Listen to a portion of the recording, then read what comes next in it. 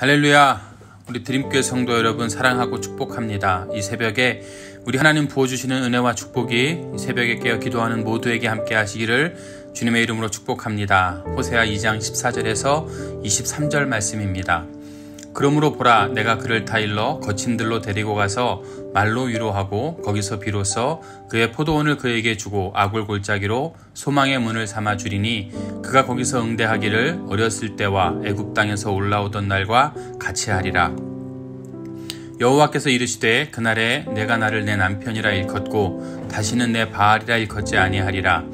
내가 바알들의 이름을 그의 입에서 제거하여 다시는 그의 이름을 기억하여 부르는 일이 없게 하리라. 그날에는 내가 그들을 위하여 들짐승과 공중의 새와 땅의 곤충과 더불어 언약을 맺으며 또 이 땅에서 활과 칼을 꺾어 전쟁을 없이 하고 그들로 평안히 눕게 하리라.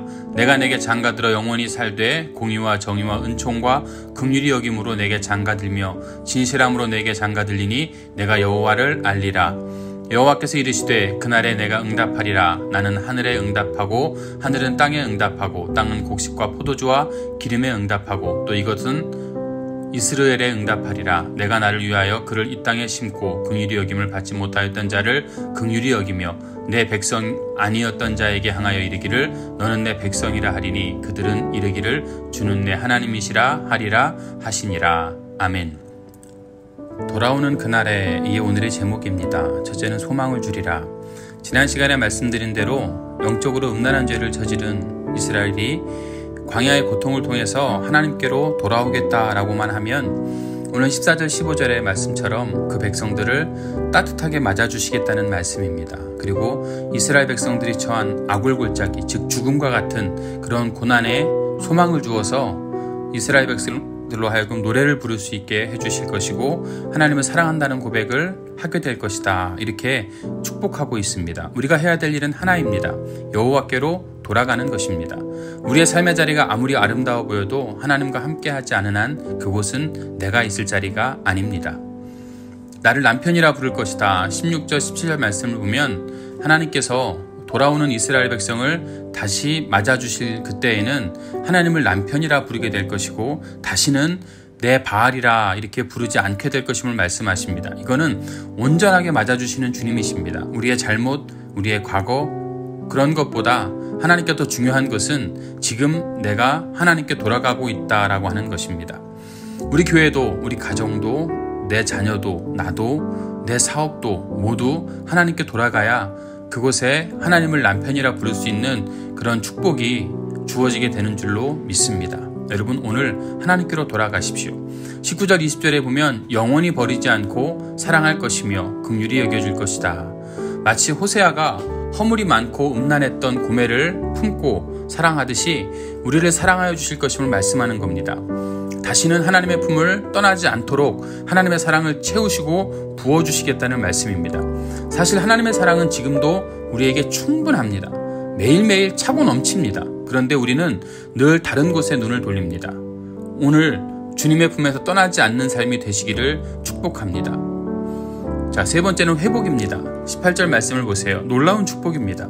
이 땅의 모든 들짐승과 새와 땅의 곤충으로 언약을 맺어 더 이상 이스라엘을 괴롭히는 재앙이 없도록 할 것이다. 이 땅에 전쟁 또한 없고 평안하게 살도록 해줄 것이다.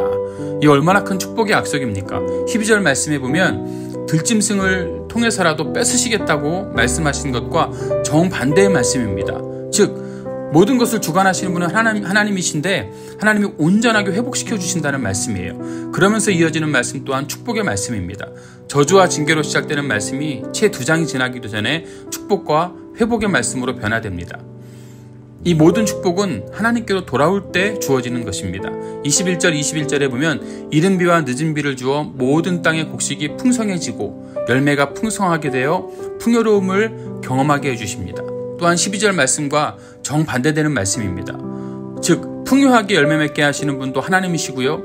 거칠게 하여 수풀이 되게 하시는 분도 하나님이시라는 것을 알게 해주시는 말씀입니다. 우리가 아무리 바알에게 붙어 있어봤자 이런 축복의 역사, 모든 것을 주관하시는 분은 하나님이심을 우리는 분명히 알아야 된다라고 성경은 우리에게 가르쳐주고 있습니다. 여러분, 하나님께로 돌아오십시오. 그 축복이 여러분의 것이 될 걸로 믿습니다. 이제 하나님께서 배신하고 음란함에 있는 이스라엘에게 호사의 자녀들의 이름을 통해서 내가 이스라엘을 흩을 것이며 긍휼을 베풀지 않을 것이며 내 백성이 아니고 나는 그들의 하나님이 아니라고 선언하셨던 그 말씀이 이제 긍휼히 여김을 받지 못했던 백성을 내 백성으로 받아주실 것이고, 그러면서 그들이 주님이야말로 우리 하나님이십니다라고 고백할 수 있도록 해주신다는 말씀입니다. 즉 온전한 회복과 온전한 축복의 역사가 이루어지게 해주시겠다는 말씀을 이 새벽에 해주시고 계시는 겁니다. 이 말씀은 사실은 저와 여러분에게 해주시는 말씀입니다. 드림교회 성도 여러분, 이 새벽에 말씀을 들으시면서 여러분의 삶과 가정과 일터가 하나님의 사랑으로 회복되는 축복의 역사로 가득하시기를 우리 주님의 이름으로 축복합니다. 오늘 우리가 함께 기도하기 원합니다. 우리가 하나님께로 돌아가는 순결한 신부가 되게 하옵소서. 어제 기도와 마찬가지로 또한 온 세계가 코비드로 인해서 어려움을 겪고 있습니다. 속히 치료하시고 주의 뜻을 알게 하소서. 드림교회를 부흥하게 하여 주시옵소서. 드림교회 성도들의 가정을 위해서 한국에 있는 가정, 그리고 말레이시아에 있는 가정, 세계 곳곳에 있는 우리 성도들의 이름을 부르면서 기도하십시오. 담임 목사 가정과 그리고 비자 문제를 위해서 여러분의 가정과 여러분이 가지고 있는 모든 문제, 개인적인 문제 하나님께 간절히 매달리는 그런 시간이 되시기를 우리 주님의 이름으로 축원합니다. 오늘 다 함께 주여 한번 부르신 후에, 여러분이 있는 자리에서 주여 한번 부르신 후에 이 시간 부르짖어 기도합니다. 하나님께서 오늘 이 새벽에 분명히 여러분의 기도에 응답하여 주실 줄로 믿습니다.